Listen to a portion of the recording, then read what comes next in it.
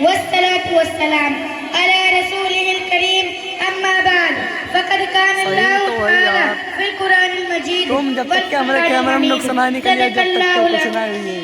أعوذ بالله من الشيطان الرجيم. بسم الله الرحمن الرحيم. قل هو الله أحد الله الصمد لم يلد ولم يولد ولم يكن له كفوا أحد. صدق اللہ العظیم. میں نے ابھی آپ کے سامنے ایک پوری سورت تلاوت کر دی ہے.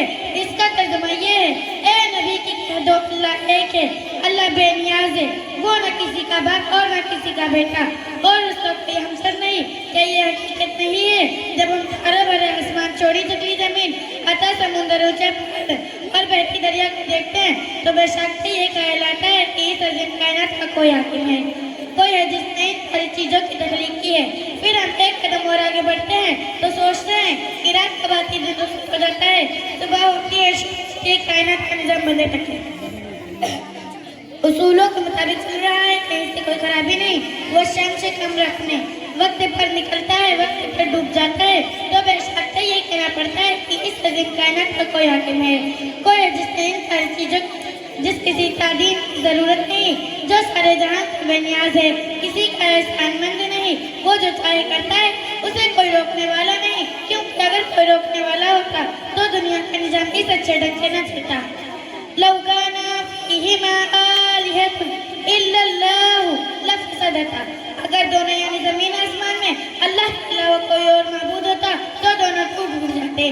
جب کسی ملک میں دو بادشاہ نہیں ہو سکتے، کسی بھی ادارہ کی صدر نہ ہوتے، تو بھلا اس کائنات کے ایک ہی حاکم کیسے ہو سکتے ہیں؟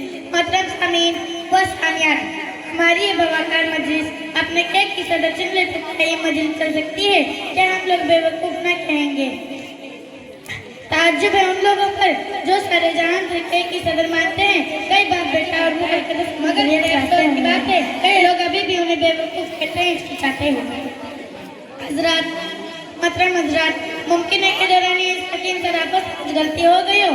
میں بھی اور انسانوں کی طرح ایک انسان ہوں، اس لیے مجھ سے غلطی ہو جانا کوئی حیرت کی بات نہیں.